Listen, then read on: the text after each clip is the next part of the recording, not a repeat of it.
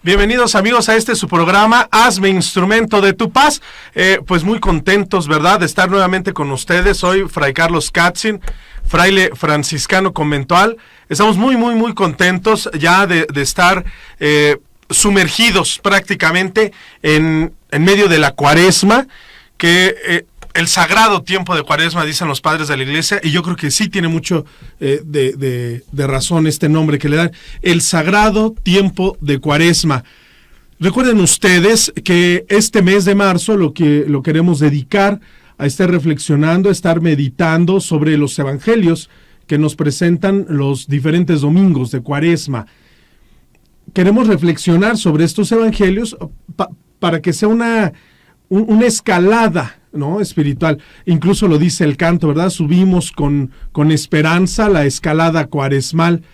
Esto es lo que queremos hacer, tener una reflexión de Cuaresma, ir subiendo de manera gradual, y qué mejor que la reflexión, la meditación de los evangelios dominicales, pues para poder llegar a la Semana Santa y en consecuencia tener una Pascua esplendorosa, no solamente una Pascua a nivel iglesia, por así decirlo, como organización, no, sino también a nivel iglesia, es decir, en cada uno de sus integrantes, en cada uno de los bautizados, todos aquellos que estamos llamados a ser piedras vivas del templo de Dios. Bien, recuerdan ustedes que hemos estado hablando de 5 evangelios. Bueno, lógicamente las tentaciones en el desierto, que es como el evangelio que con mayor facilidad recordamos, ¿no?, en este tiempo de Cuaresma, porque así inicia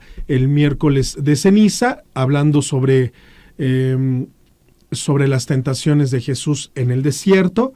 Después encontramos este evangelio del que platicábamos hace 8 días, de la transfiguración, que de alguna manera son evangelios como muy claros, ¿verdad? No necesitan tanta explicación. Después nos encontramos con este evangelio del que hablaremos hoy, la mujer samaritana. Después de la mujer samaritana tendremos el evangelio de el ciego de nacimiento y la resurrección de Lázaro. Estos 5 evangelios que nos van acompañando a todo lo largo de la Cuaresma. Ya les digo, no son evangelios aislados, no son evangelios tomados al azar, sino que están perfectamente dispuestos para que nos acompañen a lo largo de la Cuaresma. Ya lo veíamos, miren, las tentaciones en el desierto, ¿se acuerdan ustedes? Reconocer que es aquello que me cuesta trabajo, reconocer que es aquello en lo que yo me siento tentado, reconocer aquello en lo que con mayor facilidad caigo, reconocer aquello que me es difícil dejar, algún vicio, pues esto, alguna tentación. Ya lo hemos explicado, ¿no?, en qué consisten precisamente, y lo resumíamos en tres apartados: el poder, el tener y el placer, ¿no?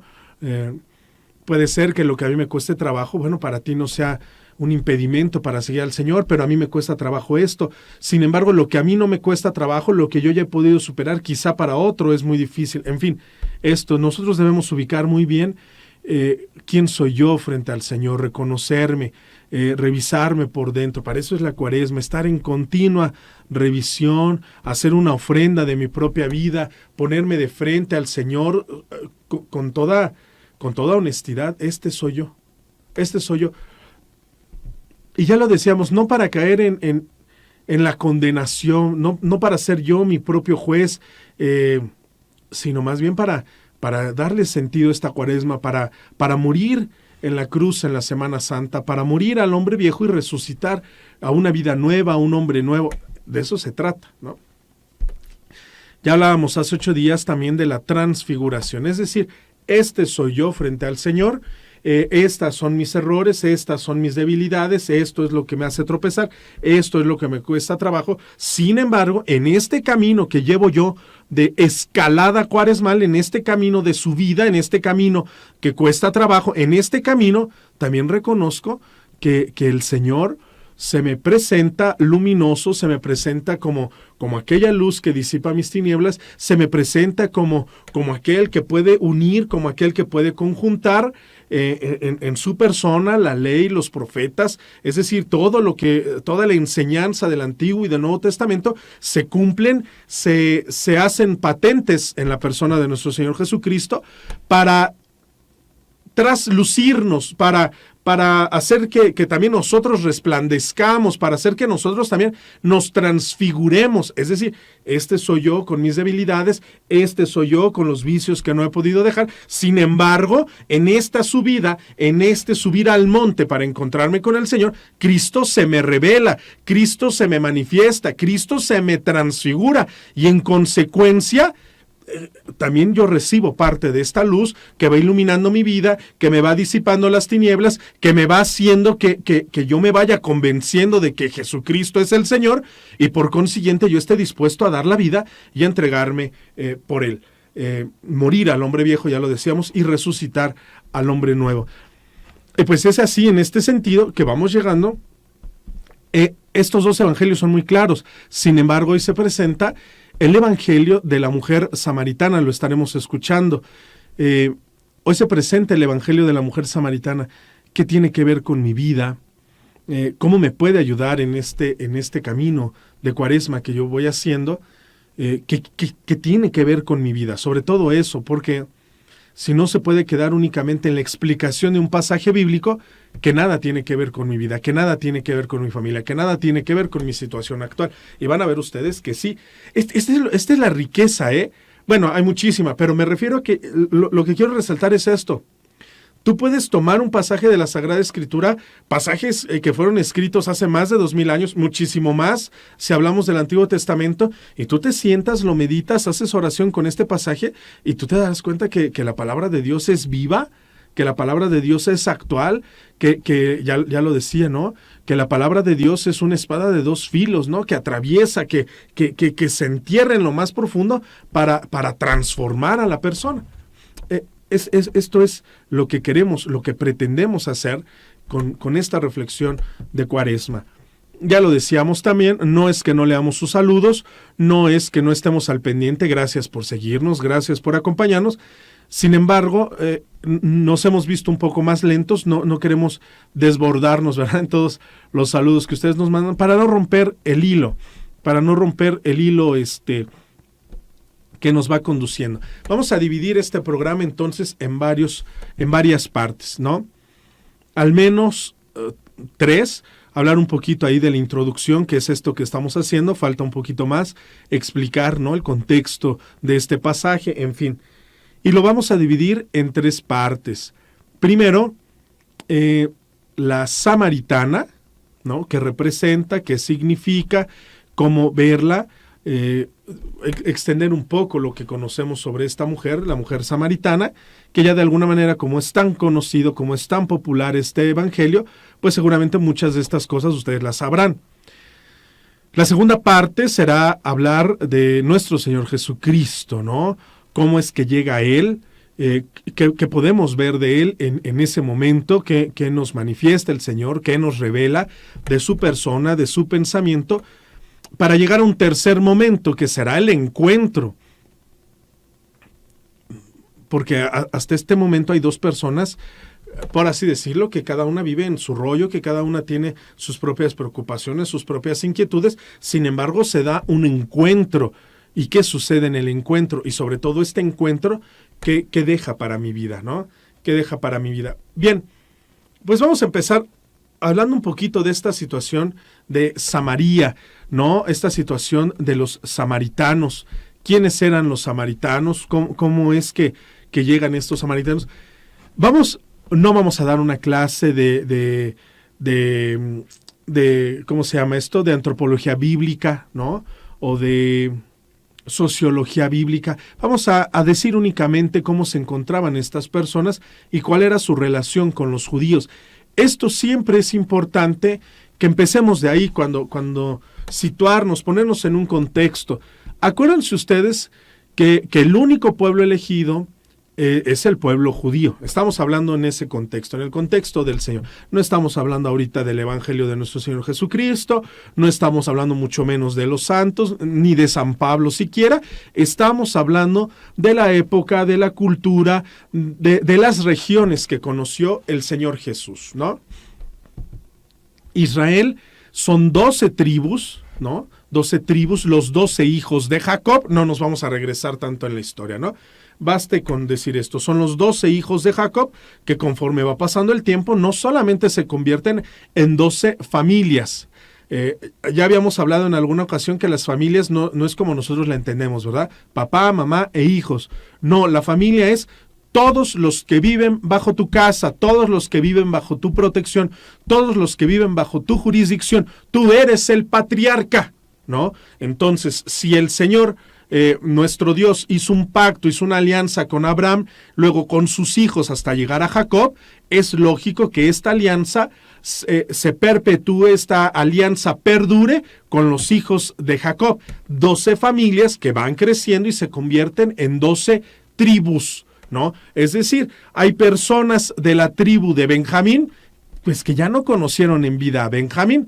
Hay personas de la tribu de Judá que no conocieron a Judá. ¿Sí me doy a entender? Es decir, esto que empezó como una familia, esto que empezó como un núcleo, se empezó a convertir en una tribu, que ahora llamaríamos, no sé, aldeas, ¿no? Una cosa así, gente, extensión. Y no solamente los que son de mi sangre, ya lo decíamos, sino los que viven bajo mi protección. Mis animales, mis esclavos, todo esto era la familia. Ese es el pueblo. Piensen ustedes que había grandes naciones, ¿eh? Piensen ustedes en Egipto, Babilonia, Mesopotamia, es decir, grandes y grandes civilizaciones, ciudades ya perfectamente establecidas, normas jurídicas incluso, situaciones de comercio. Entonces, frente a estas grandes naciones, pues el pueblo de Israel, o más bien estas 12 tribus, pues parecen nada, ¿no? Son insignificantes, ni siquiera militarmente, económicamente, pues por supuesto que tampoco figuraban. ¿Qué más podríamos decir? Bueno, son tribus, y aparte son tribus distantes, son tribus separadas. No pensemos que son tribus que forman una gran tribu. No, son tribus ahí aisladas, pero tienen una profunda convicción que esto les ayudó a lo largo de su historia. Sí, somos el pueblo más pequeño, sí somos quizá de los de aquí alrededor somos los más débiles, pero tenemos algo que nos hace superior a todos. ¿Qué cosa? Que somos el pueblo elegido por Dios.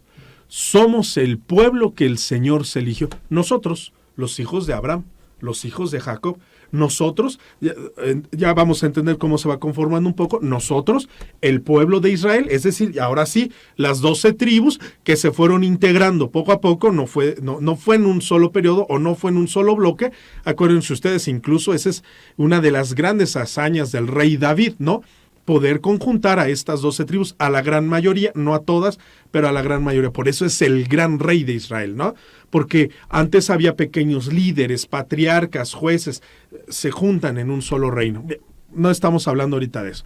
Es como para poner un poquito en contexto la historia. Nosotros entonces, que somos el pueblo más pequeño, que somos las tribus o el pueblo más insignificante de los de aquí alrededor, tenemos algo que lo supera a todos ustedes. Ustedes tendrán ejército, ustedes tendrán riqueza, ustedes tendrán mayor extensión de territorio. Nosotros tenemos algo, ¿qué? Al mismo Dios. El mismo Dios ha decidido vivir entre nosotros. Y entonces ya nos empiezan a caer todas estas frases que nosotros escuchamos en el Antiguo Testamento. Dios ha bajado y puso su morada entre nosotros. Dios se ha escogido un pueblo, ¿no? Es en este sentido. Sí, ustedes serán superiores en muchas cosas, pero Dios nos escogió a nosotros. Y eso les va a servir enormemente, incluso cuando tienen algunas batallas, se me viene ahorita, por ejemplo, no recuerdo si es bien el nombre, si lo voy a decir bien, Holofernes me parece, ¿no? Que cuando esta viuda logra cortar la cabeza de este general del ejército y la lleva a la tribu y la ponen sobre una lanza, el pueblo se espanta porque, es decir, el pueblo que iba a invadir se espanta. Los guerreros poderosos, los guerreros que lo superaban incluso en números, se espantan porque dicen, si esta viuda pudo cortar la cabeza de nuestro general, quiere decir que Dios está con este pueblo. Y si Dios está con este pueblo, nadie podrá ganarle. Nadie. Vamos a una pausa y regresamos para seguir hablando de este evangelio que tiene mucha riqueza, la mujer samaritana. Escríbanos a su programa, Hazme instrumento de tu paz. Estamos de regreso ya en esta reflexión que estamos haciendo. Muchas gracias por lo que nos escriben. Lo vamos leyendo poco a poco. Yo quisiera, antes ya de entrar a una reflexión quizá más profunda, a dar algún poco más de datos, permítanme felicitar a mi mamá, que hoy cumple años. Muchas gracias, mami, por todo lo que me has dado, por todo lo que me has enseñado. Gracias por infundirme este amor a Cristo que hoy puedo compartir con muchas personas que nos escuchan. Que Dios te bendiga y que te siga colmando de bendiciones materiales y espirituales. Te quiero mucho, mami. Pues ya, seguíamos haciendo esta reflexión. Este pueblo, ¿no?, que para nada se cree insignificante, para nada se cree el más pequeño, no todos habían decidido integrarse, por así decirlo, no todos. Y entonces a lo largo de la historia vamos viendo que se divide incluso el reino, ya después de que se conforman, no todos quieren entrar, digamos, en esta jurisdicción, no todos quieren regirse bajo el mismo rey, y entonces los hijos de Salomón van a ser los que dividan el reino. ¿Se acuerdan ustedes? El rey David tuvo a Salomón, el rey más sabio que ha existido, ¿no?, según lo que leemos en la Sagrada Escritura. Bueno, pues sus hijos no tenían nada parecido a Salomón y dividen el reino, y entonces algunas tribus se quedan en el norte y algunas en el sur. De esto, algunas tribus decidirán separarse, otros van a ser invadidos, vienen en el exilio, van a ser deportados. Este es el contexto, ¿no? Es decir, viene en declive.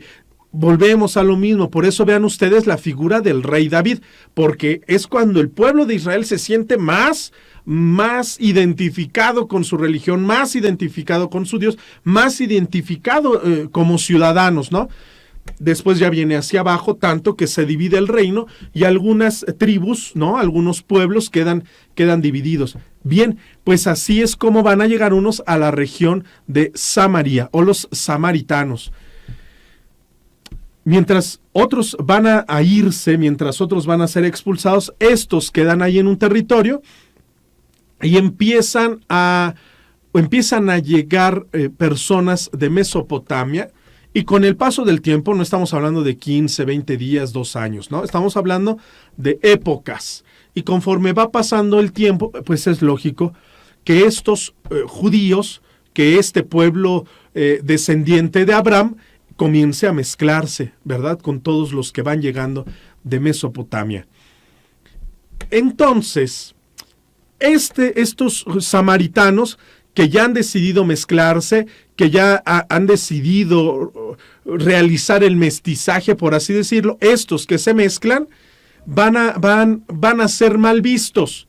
¿Por qué mal vistos? Porque como estamos peleados con los de Jerusalén, como no nos interesa ir a Jerusalén, es más, nosotros, los samaritanos, decidimos ya no ir a adorar a Dios en Jerusalén, porque Dios estará en otro monte, ya no en el monte de Jerusalén, sino en el monte Garizim, ¿no? Entonces no tenemos nada que ir a hacer allá a Jerusalén. Es aquí, en esta tierra, es aquí, en este monte, donde está el verdadero Dios. En consecuencia va a haber un rompimiento, una fractura, ya no nos veremos como hermanos, y entonces los judíos, ¿no?, todo este pueblo de Israel, que es el mayor de los gruesos de las tribus, decide reaccionar y decide, ustedes para nada son judíos, ustedes para nada son el pueblo de Dios, han traicionado la alianza porque se han mezclado con otras tribus, porque han decidido no adorar a Dios en el verdadero monte donde vive el Señor. Entonces viene toda esta serie de pleitos, a tal grado que que no se pueden encontrar, no se puede encontrar un judío, no se puede encontrar un israelita con un samaritano, porque seguramente habrá pleitos, seguramente habrá violencia. Incluso, acuérdense ustedes, y eso es testimonio del Evangelio, sabemos que a los samaritanos, los judíos les llaman perros, ¿no? Y en este sentido despectivo, los perros esos, ¿no? Los que no son de nuestra religión, los que nos traicionaron porque eran, pero ellos decidieron vivir la mundanidad, decidieron mezclarse con otras tribus, decidieron abandonar al Dios verdadero. Por su parte, los samaritanos dicen, ustedes están equivocados, nosotros somos los auténticos adoradores, nosotros somos los que no se han corrompido, vean ustedes cómo viven, dicen que adoran al Dios verdadero y es mentira, porque se dedican únicamente a recabar dinero, a vivir de placeres, ¿sí me doy a entender? Es decir, hay un pleito irreconciliable. Es en este contexto, es en esta situación donde sucede este pasaje de la mujer samaritana. Es en esto.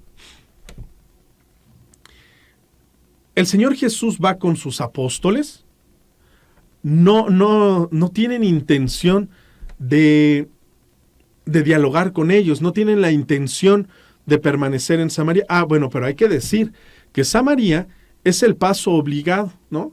Es el paso obligado, por ejemplo, para Galilea, es el paso obligado para el comercio, es el paso obligado. De tal manera que cuando se encontraban se repudiaban, se ofendían, pero es el paso obligado. Incluso, acuérdense ustedes que a las afueras de Samaria hay un pozo que descubrió, un pozo que Dios le envió a Jacob, ¿no? Es el pozo de Jacob.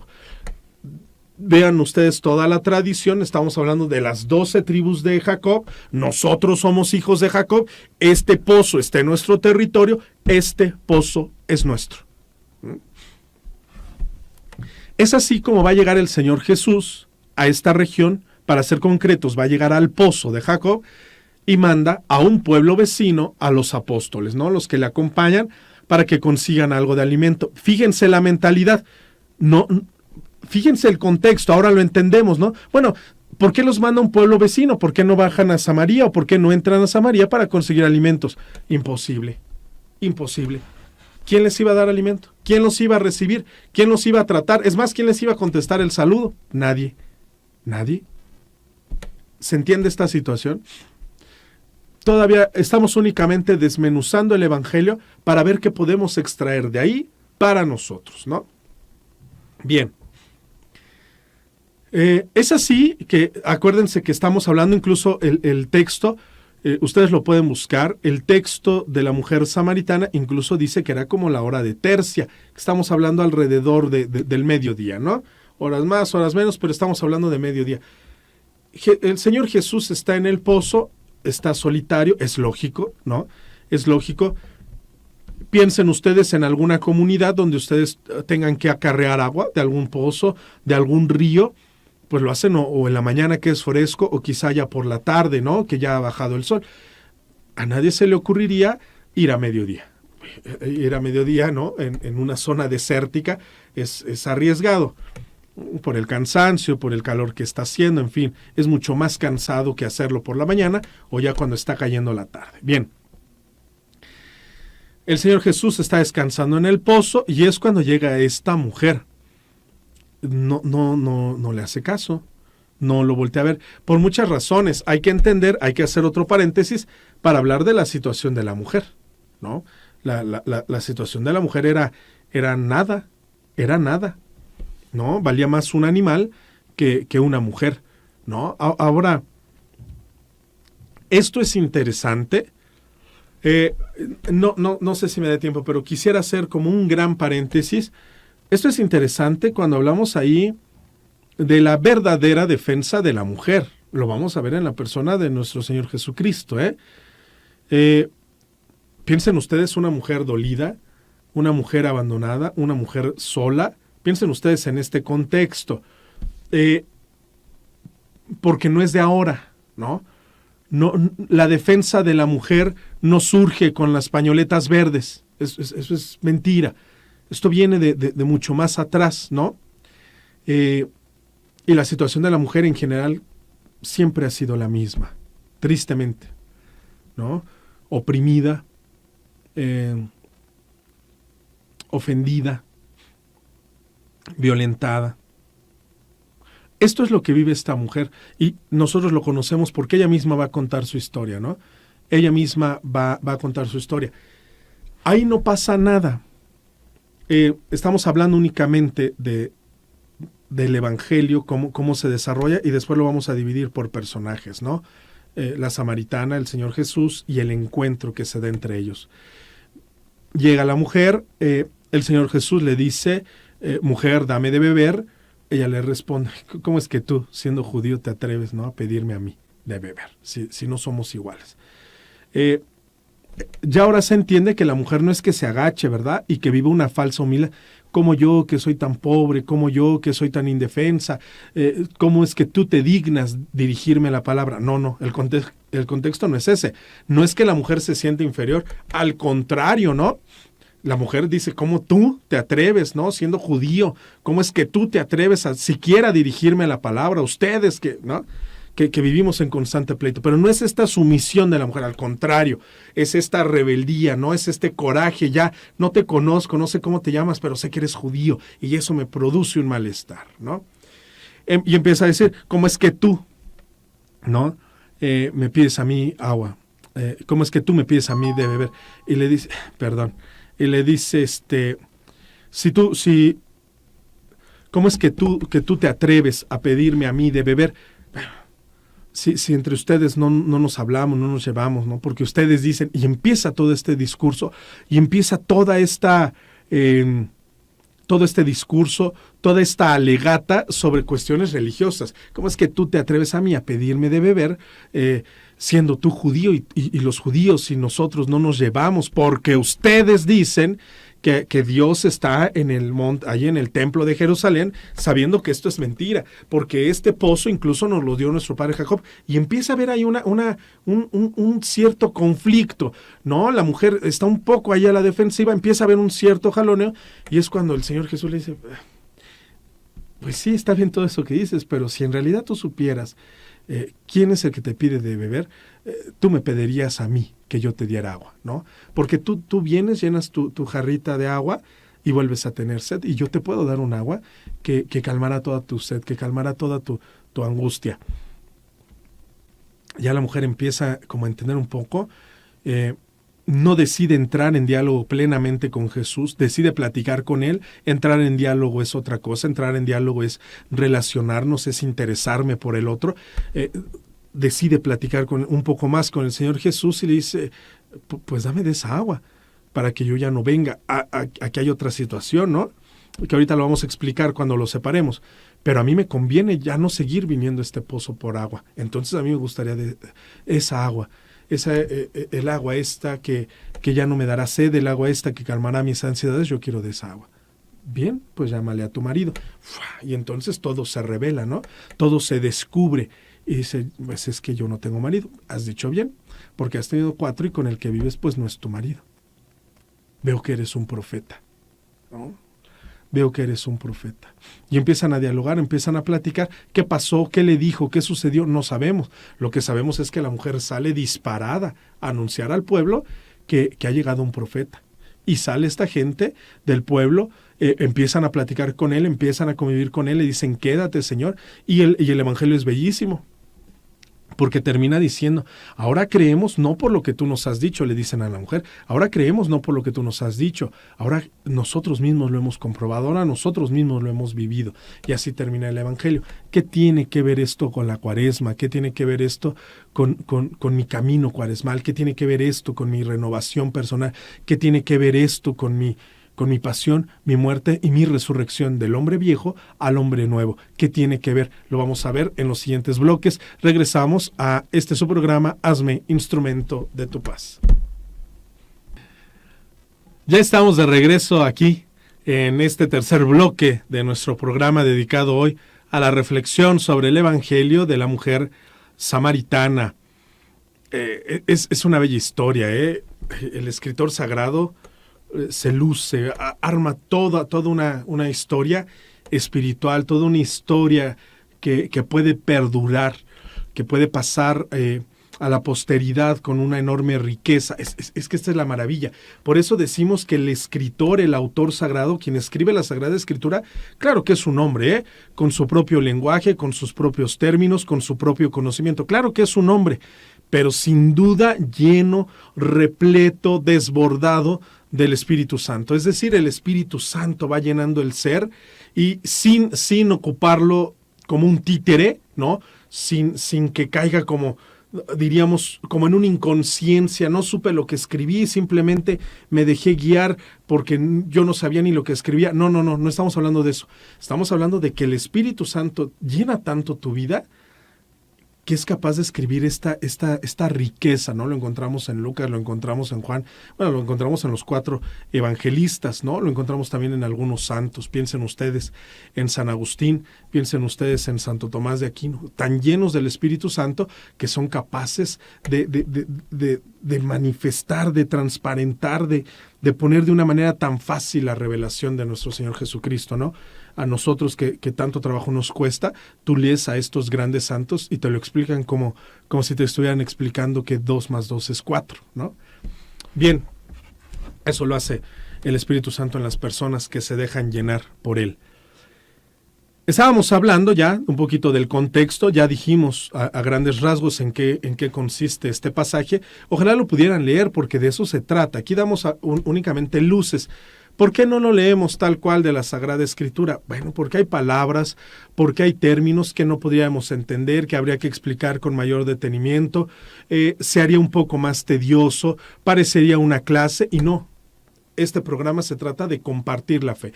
Damos pequeñas luces, insignificantes luces, pero quizá alguna de estas pequeñas luces nos ayude a una reflexión personal, a una reflexión posterior y como lo acabamos de decir hace un momentito, para que esta luz, este huequito que hacemos en la mente, este huequito que hacemos en el corazón, Dios lo ocupe y por ahí pueda entrar, pueda llenar todo nuestro ser, ¿no?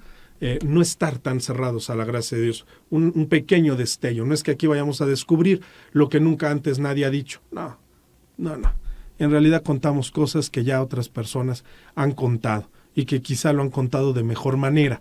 Simplemente queremos dar una pequeña luz. Hoy meditemos sobre este evangelio. Hoy pongámonos en sintonía con la mujer samaritana. Es lo único que pretendemos, ¿no? Esta historia, que es bellísima, nos presenta a una mujer ya de entrada. No está hablando de un samaritano, ¿no?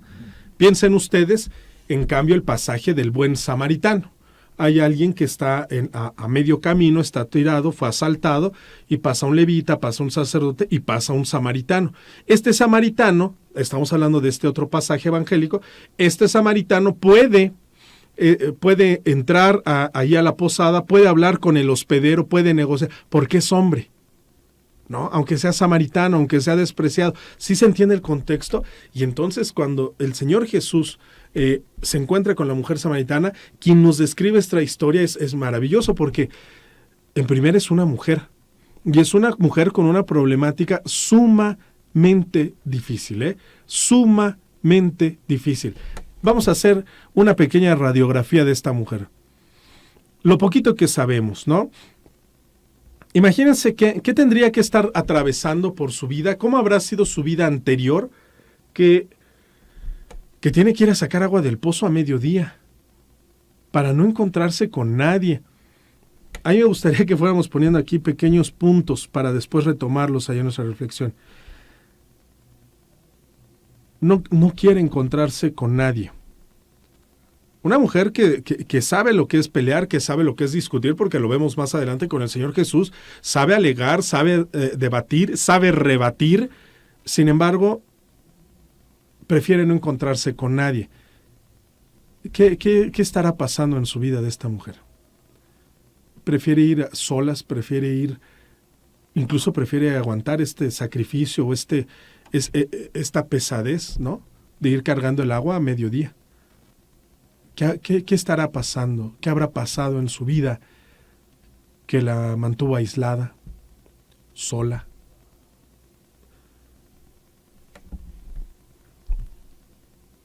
Podemos descubrir que esta mujer tiene sed.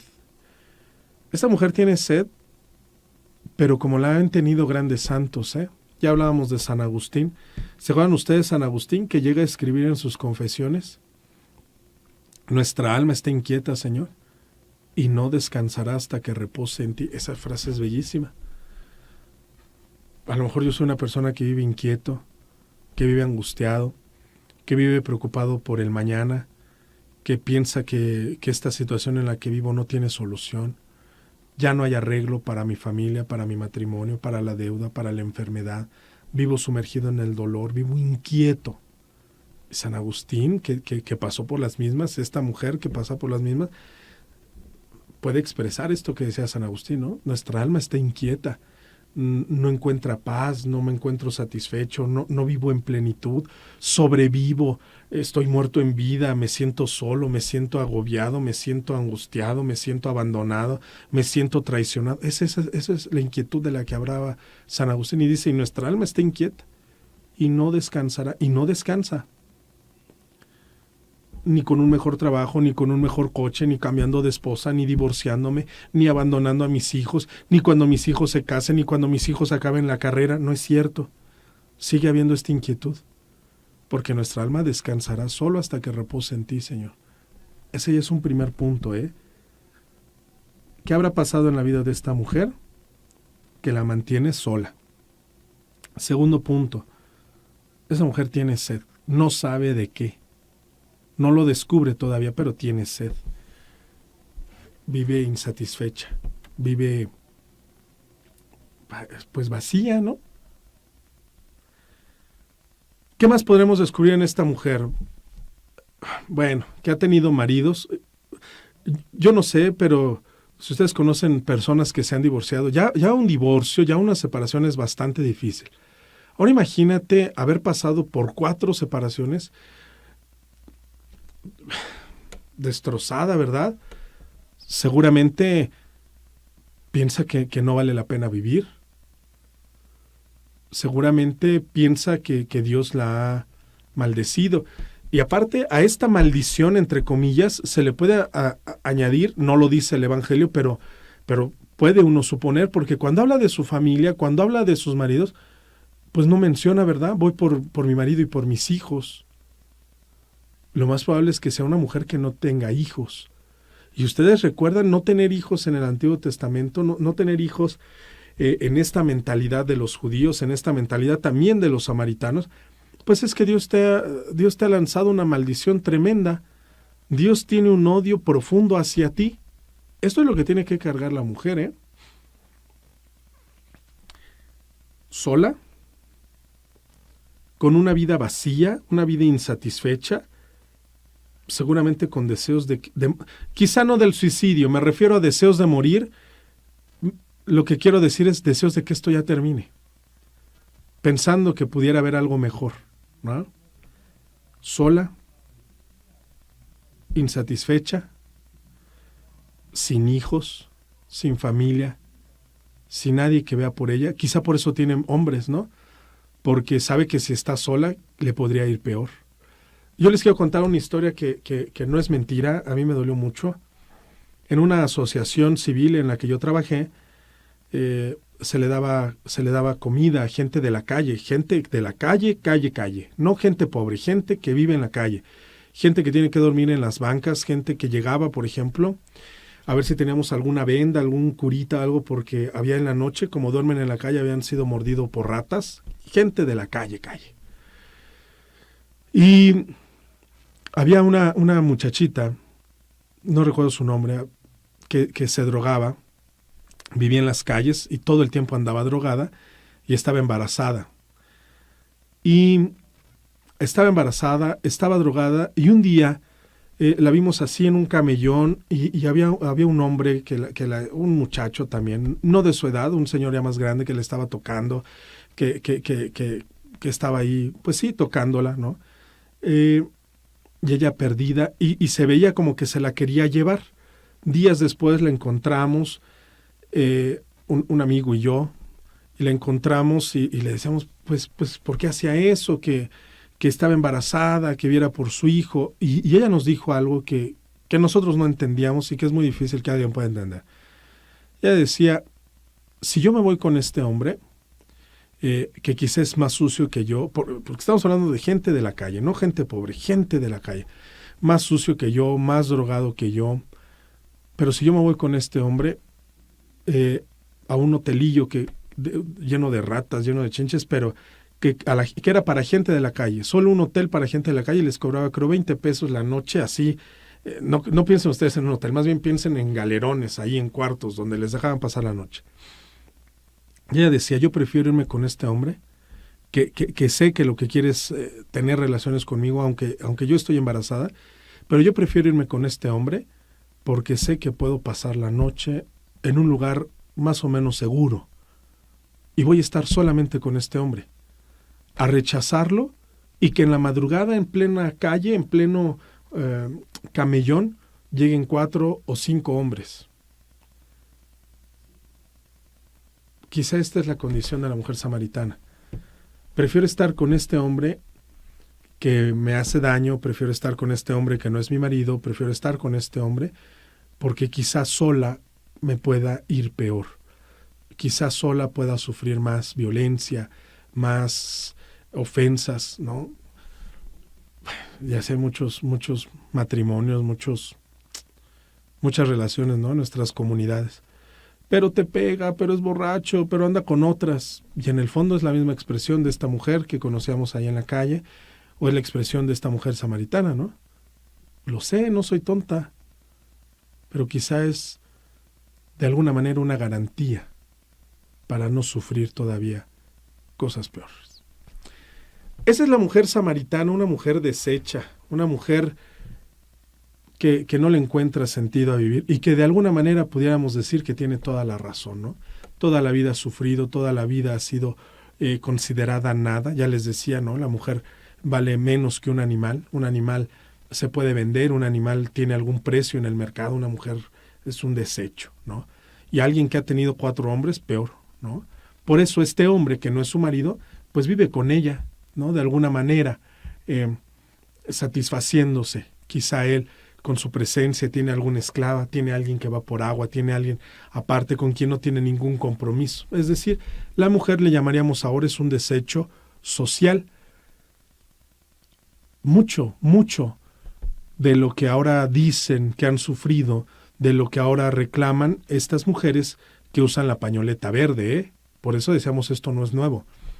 Sin embargo, vamos a ver la reacción, vamos a ver la respuesta, vamos a analizar un poquito cómo es que el Señor Jesús se encuentra con ella. Vamos a un corte y regresamos a su programa. Escríbanos, por favor.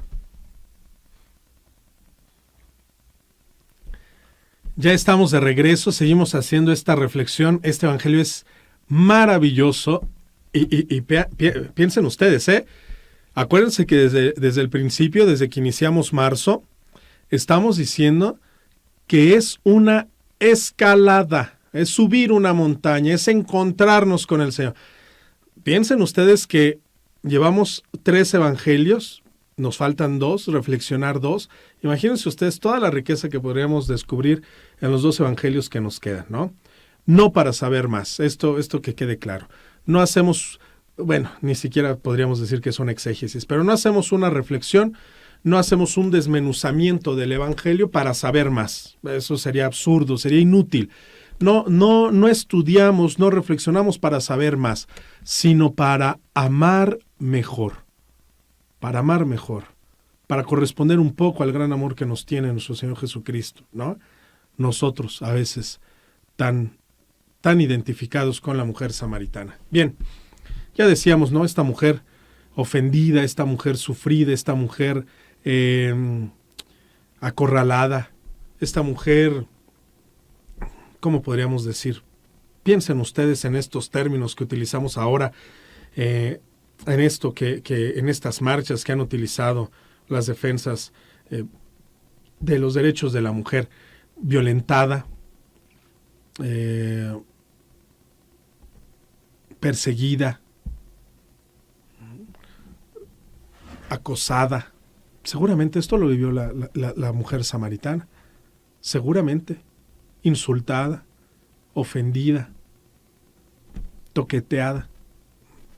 Es esto lo que vive la mujer samaritana.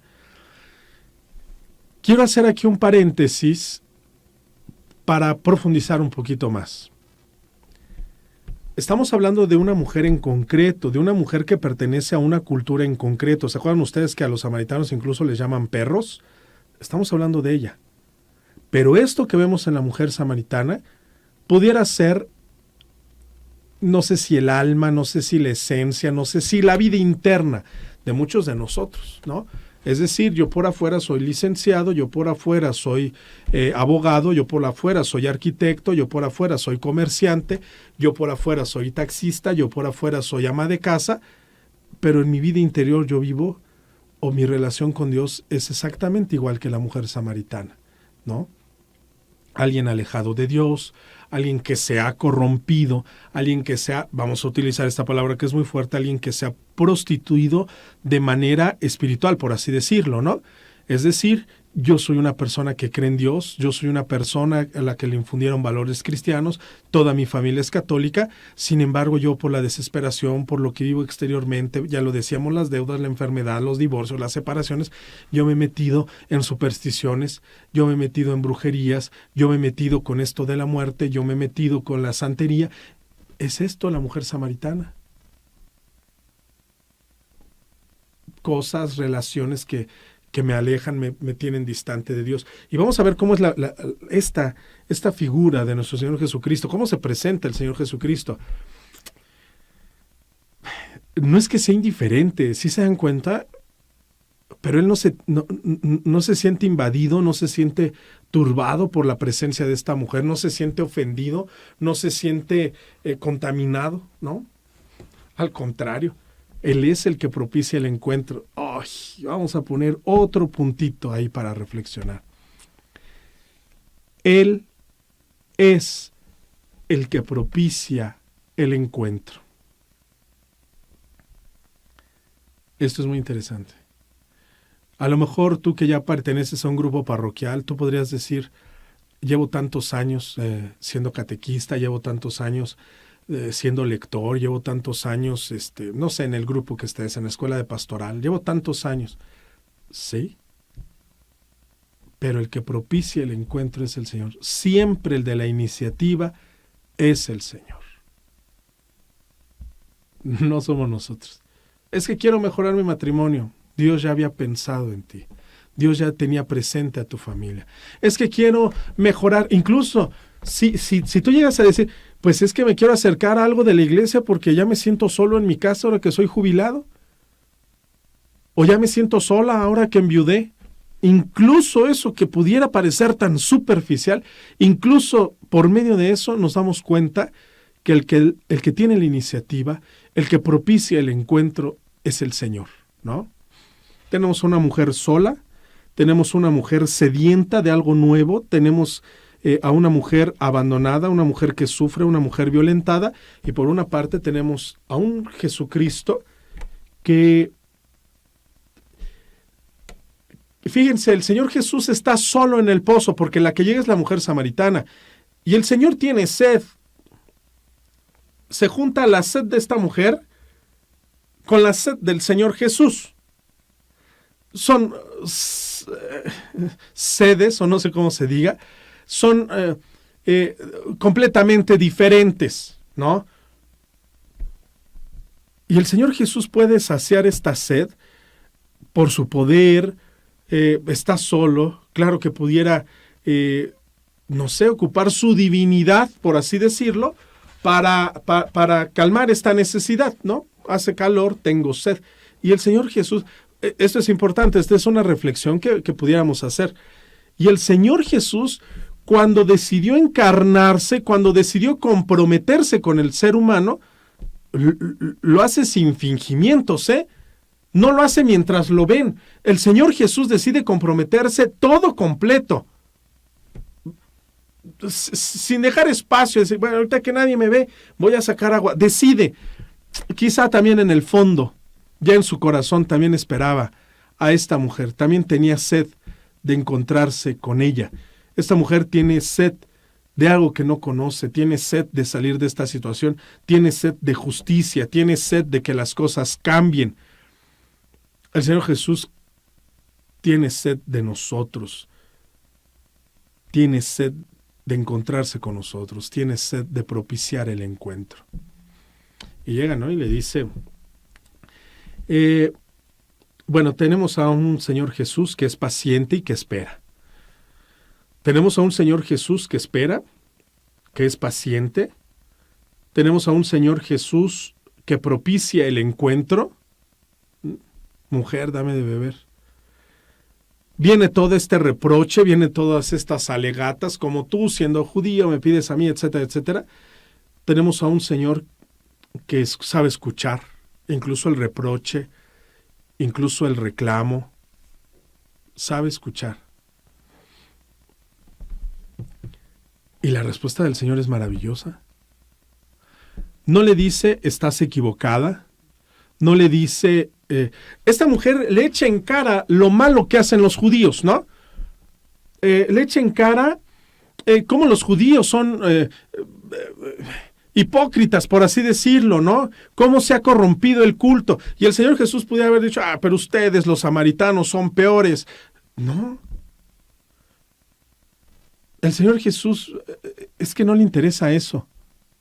Al Señor Jesús le interesa tener un encuentro personal con ella. Porque esta mujer, ¿se acuerdan que decía? Y nosotros adoramos al verdadero Dios aquí. Y nosotros tenemos este pozo que... Es decir, es una mujer religiosa, es una mujer que cumple con preceptos religiosos. Pero carente de una relación con Dios. Y ese ya es otro punto que hay que meditar, que hay que reflexionar. No, puede ser que sea yo un hombre, que sea una mujer que vive preceptos religiosos, carente, por otro lado, carente de una relación con el verdadero Dios.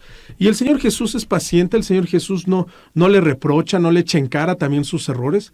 Le dice, bueno, yo descubro en ti que tienes sed, yo descubro que estás ansiosa, yo descubro que tienes una insatisfacción, yo descubro tus problemas.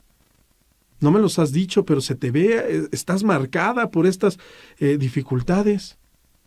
Yo tengo un agua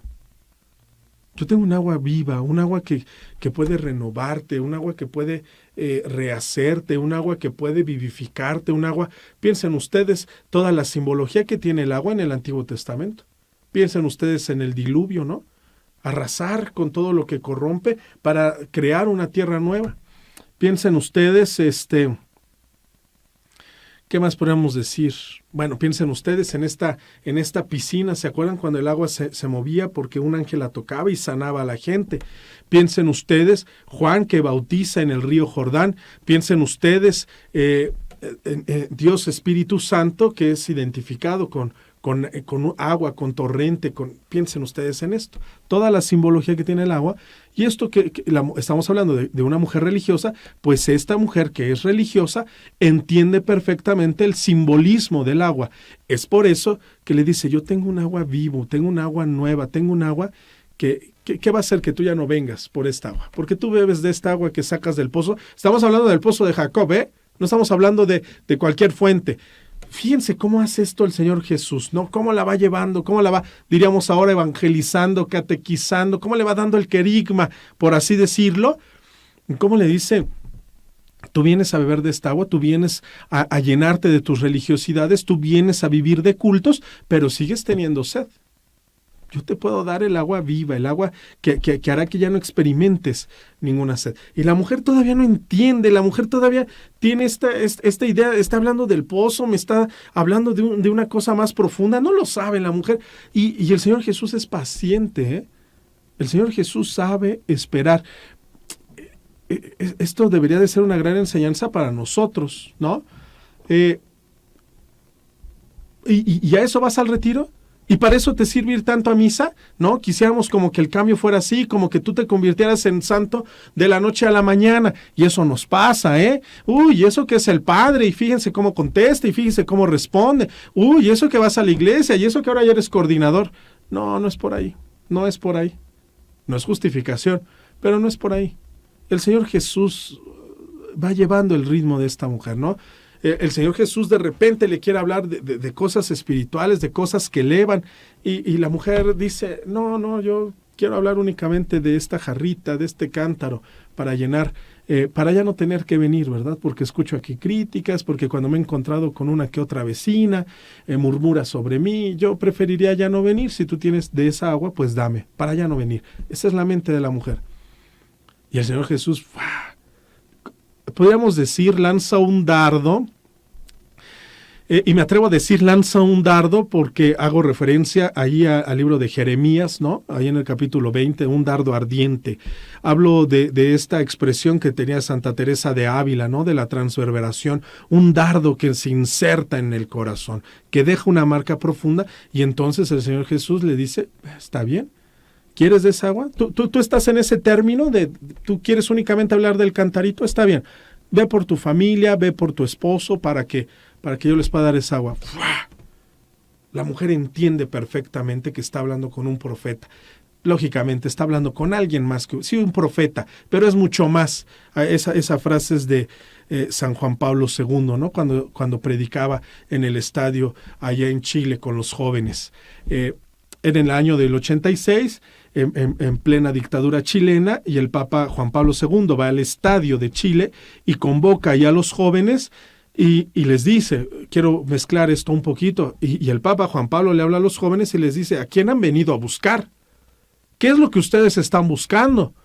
¿Un reformador social? Y esto es interesante, estamos hablando de jóvenes que viven en la dictadura chilena. Pues es algo más. ¿Han venido a buscar un profeta? Pues es algo más. ¿Han venido a buscar a Jesucristo, el Señor de la vida?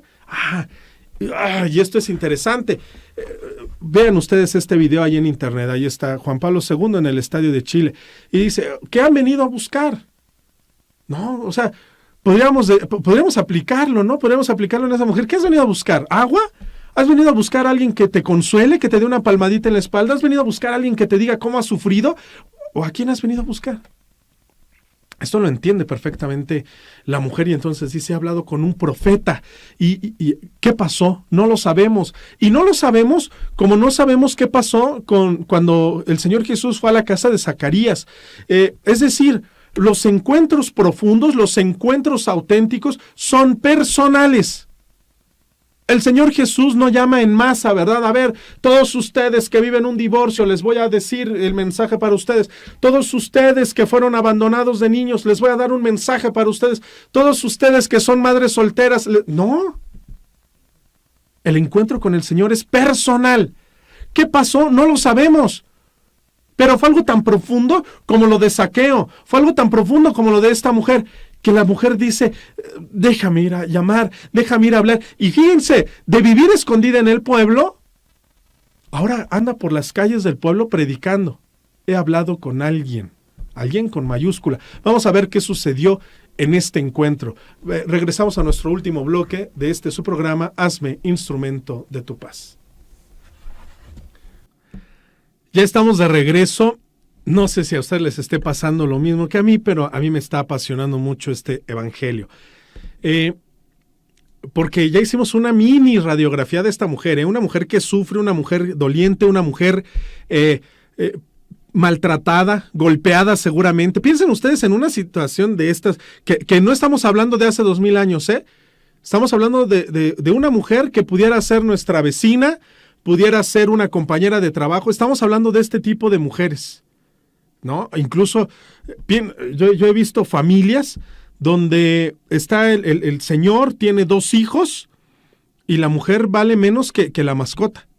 Y estamos hablando de gente de ahora, de este siglo, de pleno 2020. No estamos hablando de, allá en Samaria, sí, cómo sufrían las mujeres. No, estamos hablando de estas mujeres que se han manifestado, de estas mujeres que piensan que la respuesta es el pañuelo verde, ¿no? Con todo lo que implica. Y fíjense cómo la respuesta del Señor es diferente, La respuesta del Señor no viene a hacer palmaditas, no vienen, ¿qué es lo que piden? ¿Abortar? Sí, que aborten, porque pobrecitos. ¿Qué es lo que piden? Y complacer. La respuesta del Señor no es complacer, pero fíjense cómo le transforma la vida a esta mujer, No, la mujer no queda convencida porque el Señor Jesús le dé la razón en todo. Esto es interesante. Incluso hay un cierto jaloneo, la mujer en algún momento pareciera como que se siente ofendida. Cuando le dice el Señor Jesús, es cierto, dices bien, porque has vivido con 4 y estos 4 no son tus... has vivido con 4 y con con el que vives ahora no es tu marido. Ay, una ofensa, ¿no? Es que... ¿Quién se atreve a decir algo tan fuerte? No la papacha, ¿verdad? Yo sé lo que has sufrido, yo sé por lo que has pasado, yo sé que te duele, yo sé que en todo esto tú has sido la víctima. El Señor Jesús, claro que lo sabe. Pero no la deja hundida ahí en el dolor, no la deja hundida ahí en su tristeza, no la deja hundida ahí en su angustia. La quiere levantar, la quiere dignificar, la quiere, voy a ocupar una palabra, correctamente, verdaderamente, auténticamente empoderar, No como lo que se hace ahora, llenarte de coraje, de soberbia, de venganza, desquítate de todo lo que han hecho. No, el Señor Jesús quiere trabajar en ella auténticamente, porque la venganza, el odio, el pintarrajear, el que te expreses, eso se acabará. Eso en 15 días pasará de moda. Lo que el Señor quiere es realmente transformarla desde el interior, es levantarla desde lo más profundo, es dignificarla, porque incluso cuando te manifiestas, cuando te desnudas, cuando te haces ridiculeces en la calle, ¿no es lo mismo que hacías antes en privado? Ahí no hay una auténtica liberación. El Señor Jesús la quiere liberar, la quiere transformar. Al Señor Jesús no le da miedo embarrarse las manos de lodo de ahí para levantarla, ¿no? Porque aquí, si nos manifestamos en la calle, si salimos desnudas a protestar, ahí es tu lodo y mi lodo el que se embarra y nadie nos entiende y cómo hemos sufrido y que mueran los malditos que nos han hecho daño, pero no nos limpiamos, pero no nos despegamos el barro. Queremos ser como ellos, ahora queremos maltratar a los que nos han maltratado, la venganza, el odio, ¿no? Muerte, cultura de la muerte, cultura de la muerte. El Señor Jesús toma a esta mujer, que ya lo decíamos, esta mujer puede ser nuestro estado de ánimo, esta mujer puede ser nuestro estado de vida interior, nuestra espiritualidad, esta mujer puede ser lo que estamos viviendo nosotros, ¿no? Aunque tú andes de traje todo el día en la oficina, aunque tengas un puesto de directivo, aunque te hayan ascendido a gerente o a director de la empresa, puede ser que en tu interior viva una mujer samaritana, alguien dolido, alguien maltratado, alguien humillado, ¿no? Porque eres el más gordo del salón, porque eres un inútil, porque tartamudeas, porque tienes los dientes chuecos, porque tú fuiste el pilón, nunca te deseamos, siempre quisimos más a tus hermanos mayores. Me doy a entender, porque todos tienen una carrera y tú eres un simple comerciante. El Señor Jesús no se fija en eso. El Señor Jesús no piensa, no se fija en lo que nosotros nos fijamos. El Señor Jesús mete las manos al fondo del barro, del lodo, ¿no? Del humus de la tierra. Eso significa humus, de ahí viene humanidad, de ahí viene humano. Mete las manos en la tierra. Claro que las va a meter, pues Él nos formó. Él ya ha tocado esta tierra antes. Y todavía más tierra, por así decirlo, porque desde el momento en que la tomó, desde que dijo, hagamos al hombre a imagen y semejanza, todavía no soplaba su espíritu. Es decir, pura tierra. Esta tierra la conoce perfectamente y vuelve a meter las manos para levantarla, ¿no? Para verdaderamente dignificarla. Y le dice, tienes razón, y tú has vivido así, y tú has vivido de esta manera. Y ya decíamos, el encuentro ha de haber sido maravilloso. Y esto no es una mera suposición, porque si tú has tenido un encuentro con el Señor, sabes de lo que estamos hablando. Este encuentro nada lo puede superar. A lo mejor la fecha más importante en tu vida fue tus 15 años. O la fecha más importante en tu vida es cuando te casaste. O cuando tuviste a tu primer hijo. Esas fechas que no se olvidan. Pero si tú te has encontrado con el Señor, dices, ay, híjole, yo he vivido cosas maravillosas. Esto que decíamos, ¿no? Cuando nació mi hijo, cuando nació mi hija, cuando me casé tan enamorada. Pero cuando tuve una relación con el Señor, cuando me encontré con Él por primera vez, cuando me levantó, cuando me dignificó, cuando me dijo, hey, ya estás en casa, tranquilo, todo va a estar bien. Cuando el Señor tuvo a bien mirarme, otra vez, cuando el Señor tuvo a bien mirarme, porque nadie me había mirado, o al menos nadie me había mirado como Él. Todo el mundo me miraba con desprecio. Todo el mundo me miraba con un cierto odio, con un cierto coraje, por mis errores, por lo que fuera. Y no solamente me miró, no solamente tuvo a bien mirarme con amor, sino que hizo lo que yo nunca hubiera pensado. Tuvo a bien pronunciar mi nombre. ¿Y eso cómo cambia la vida? A ti, que toda la vida te han dicho es el inútil, el de en medio, el bueno para nada. Nadie te había llamado por tu nombre, siempre por tu apodo, siempre por tus defectos, siempre el cojo, el ciego, el sordo. Siempre te habían llamado de una manera burlona. Y hubo alguien que te ha mirado con amor y se atrevió a decir tu nombre. ¿Qué pasó entre ellos dos? No lo sabemos. Pero Dios quiere y que ya lo hayamos experimentado, o que en esta Cuaresma y en esta Pascua lo experimentemos, para que entonces yo pueda salir a la vida corriendo, anunciando que el Señor tuvo a bien transfigurarme. ¿Se entiende el evangelio anterior? Transfigurarme, iluminarme. ¿Pero cómo? Si su vida estaba deshecha, si su vida era nada, si no valía, si tenía que esconderse. Claro, pero me he encontrado con el Señor de la vida. ¿Se acuerdan? Por eso retomábamos esto que decía su santidad Juan Pablo II. ¿Qué has venido a buscar? ¿Un reformador social? ¿Alguien que se vengue por lo que tú no has podido vengar? ¿Vienes buscando un profeta? ¿Alguien que te adivine la suerte? ¿Alguien que te diga que tu futuro va a mejorar? Dice, eso es mucho más. Claro que es un profeta. Claro que puede el Señor Jesús reformar las circunstancias en las que vivimos. Pero es más, mucho más. Es el Señor de la vida. Y la prueba es de que tú caminabas en muerte, caminabas en signos de oscuridad. Y te ha renovado, te ha revivido, te ha transformado. La respuesta lógica es salir corriendo. La respuesta lógica es salir corriendo. Ir al pueblo. ¿Cuál es tu pueblo? ¿Cuál es tu Samaria?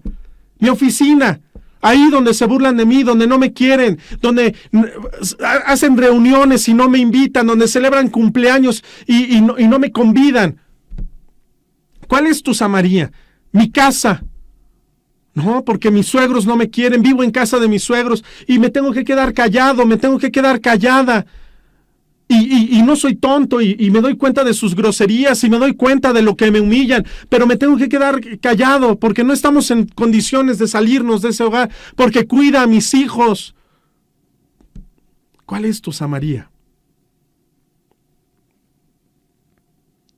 ¿Cuál es ese pueblo donde tú has tenido que vivir escondido? La escuela. El más inútil. Repruebo todas. Yo me hago el gracioso y digo, soy así, vaguillo, pero en el fondo me angustia, me preocupa que a lo mejor no voy a entrar a una universidad, que a lo mejor voy arrastrando materias de la prepa. ¿Hacia dónde tendrías que salir y correr y gritar que el Señor Jesús has tenido un encuentro contigo? Y fíjense, todavía va más allá. Ya hablábamos del verdadero. No quiero utilizar esa palabra porque si tú escuchas nada más este pedacito del programa, pudieras tomarlo a mal o pudieras hacerte una idea errónea. Pero ya hablábamos como del verdadero empoderamiento, ¿no? Como del verdadero levantar la dignidad, como del verdadero cristianizar, dignificar, cristificar, ¿no? A la persona. No es algo intimista. No es algo solamente entre Dios y yo. No, Dios transforma toda esta realidad. Dios va cambiando toda esta realidad, tanto que sales corriendo ahí a los lugares donde antes tenías que esconderte, a los lugares donde eras infeliz, a los lugares donde te maltrataron, sales y manifiestas que eres una nueva persona. Ya no en la soberbia de ahora me las van a pagar todas. No. Ya no en la cultura del desquite, no, sino verdaderamente identificado con Cristo. No, esto que a mí me pasó, yo también quiero que les pase a ustedes, que se encuentren, que renazcan, que revivan. Y fíjense cómo se va dando el cambio de vivir en un pueblo lleno de muerte, de vivir en un pueblo lleno de oscuridad, de vivir en una situación difícil, adversa. Llega el momento en que la gente dice, ya no creemos por tu testimonio, Ya no creemos por tus palabras, ya no creemos por lo que tú nos has contado. Nosotros también lo hemos experimentado. Y ahora creemos por nosotros mismos, ahora creemos porque el Señor también se ha hecho presente en nuestra vida. Esa es la Cuaresma, ¿no? Esa es la Cuaresma. Y ese es llegar a la Pascua. ¿Cuáles son mis debilidades? ¿Cuáles son mis angustias? ¿Qué es aquello que me hace esconderme? ¿Qué es aquello que me hace vivir en la oscuridad? No para enterrarlo todavía más, sino para transparentarlo, para dejar que el Señor Jesús descubra lo que hay en mi vida, descubra lo que hay en mi corazón y se pueda dar un encuentro personal. Y que este encuentro personal me transforme como persona. Y que este encuentro personal haga que también mi entorno se vaya transformando. Porque es lógico, es lógico. Si tú te has encontrado con el Señor, ya no vives pensando que están hablando de ti, que te voltearon a ver a ti, que se están riendo de ti. Dejas esas cosas. Incluso si hablaran de ti, tú estás por encima de eso. Porque ya no dependes de la aprobación de los demás, del cariño de los demás, porque te has encontrado con el auténtico Cristo. Se dan cuenta cómo esto que tanto defendía a la mujer, esto que nosotros adoramos a Dios en el auténtico, en el verdadero monte, nosotros tenemos esta religiosidad que vivía la mujer, pasa a un segundo término. No, el Evangelio no dice que lo haya dejado, Seguramente esta mujer seguía yendo a adorar a Dios en el monte Garizim. Seguramente seguía viviendo su religiosidad al estilo samaritano. Seguramente. Pero ya no confiaba solamente en el culto, sino ella sabía que se había encontrado con el auténtico y verdadero Dios. Por eso incluso hasta el culto toma otro sentido, ¿no? Se deja de absurdeces. Si llego al Evangelio, ¿me vale la misa? Eso es secundario. Lo importante es tener una relación con Cristo. Y si tú tienes una relación auténtica con Cristo, te apresurarás a que este encuentro se dé en tiempo y forma. Es decir, ya no vivirás angustiado de si llego antes o después del Evangelio, ¿vale o no vale la misa? Tú ya no caerás en esos errores. ¿Cuántas veces me tengo que confesar? Ya no caerás en eso. Tú procurarás que esta manifestación, que esta relación con Cristo sea auténtica, sea verdadera. Eso es lo que le pasó a la mujer samaritana. Y Dios quiera que eso nos pase también a nosotros. Veo que eres un profeta. Pero sobre todo, vamos a llegar todavía hasta allá. Nos falta mucho. Ahorita estamos con la frase de la mujer samaritana. Veo que eres un profeta. Queremos llegar a la frase de Santo Tomás. Mi Dios, mi Señor y mi Dios, mi todo. Me gustaría terminar con la oración que hacemos los franciscanos. Alto y glorioso Dios, ilumina las tinieblas de mi corazón y dame fe recta, esperanza cierta y caridad perfecta. Muchas gracias, soy Fray Carlos Katzin y nos escuchamos dentro de 8 días en su programa Hazme instrumento de tu paz.